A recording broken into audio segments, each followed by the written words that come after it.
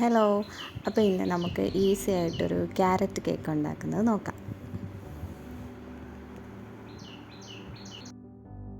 ഇപ്പോൾ ഇവിടെ മീഡിയം സൈസിലുള്ള ഒരു 4 ക്യാരറ്റ് ഞാനിങ്ങനെ ഗ്രേറ്റ് ചെയ്തെടുത്തിട്ടുണ്ട്. ഇനി ഒരു അരിപ്പ വെച്ചിട്ട് അതിലോട്ട് ഒരു 250 ഗ്രാം മൈദ, പിന്നെ ഒരു ടീസ്പൂൺ ബേക്കിംഗ് സോഡ, പിന്നെ ഒരു നുള്ളുപ്പ്, ഇതെല്ലാം കൂടെ മിക്സ് ആക്കിയിട്ട് അതൊന്ന് അരിച്ചെടുക്കാം.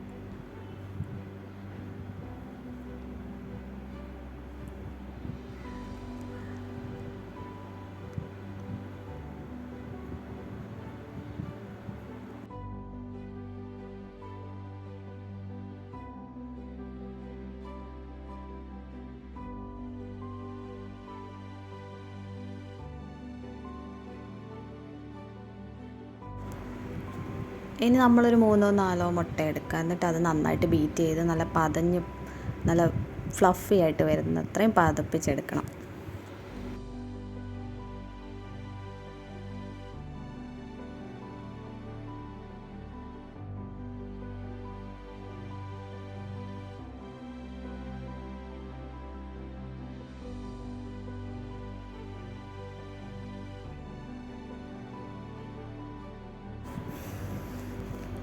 അപ്പോൾ നമ്മൾ പതപ്പിച്ച് വെച്ച ആ മുട്ടയ്ക്കകത്തോട്ട് ഒരു 200 ഗ്രാം പഞ്ചസാര പൊടിച്ചത് ആഡ് ചെയ്ത് അതിട്ടൊന്ന് നന്നായിട്ട് ബീറ്റ് ചെയ്യണം. പിന്നെ ഞാനൊരു 1/4 ടീസ്പൂൺ വാനില എസൻസ് ആഡ് ചെയ്തിട്ടുണ്ട്. അത് നിർബന്ധമില്ല, വേണമെങ്കിൽ ആഡ് ചെയ്യാം.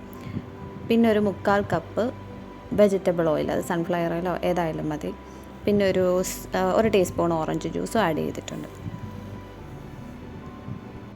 ഇനി നമ്മൾ നേരത്തെ അരിച്ച് വെച്ച് മിക്സാക്കി വെച്ച നമ്മുടെ പൗഡറെല്ലാം കൂടെ കുറച്ചായിട്ട് ഇതിലേക്ക് ഇട്ട് കൊടുത്ത് ഇളക്കി കൊടുത്തുകൊണ്ടിരിക്കണം. അത് ഇളക്കുമ്പോൾ ഒരേ സൈഡിലോട്ട് ഇളക്കാവൂ.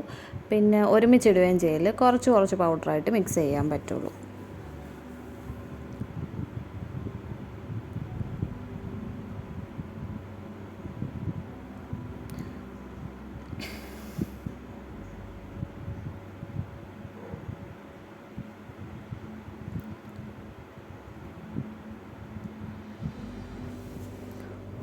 ഇനി നമ്മുടെ പൗഡറെല്ലാം നന്നായിട്ട് മിക്സ് ആക്കിയിട്ട് പിന്നെ നേരത്തെ ഗ്രേറ്റ് ചെയ്ത് വെച്ച ക്യാരറ്റ് എല്ലാം കൂടെ ആഡ് ചെയ്ത് കൊടുത്തിട്ട് അതുകൂടെ ജസ്റ്റ് നന്നായിട്ടൊന്ന് മിക്സ് ചെയ്യണം.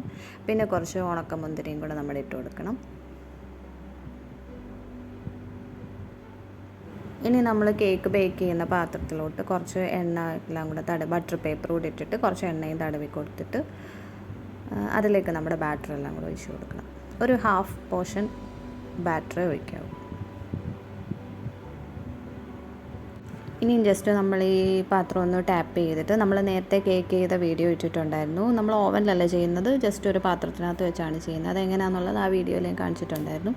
അപ്പോൾ അത് നമുക്കൊരു 30 to 45 മിനിറ്റ്സ് വെച്ചിട്ട് ബേക്ക് ചെയ്തെടുക്കാൻ പറ്റും.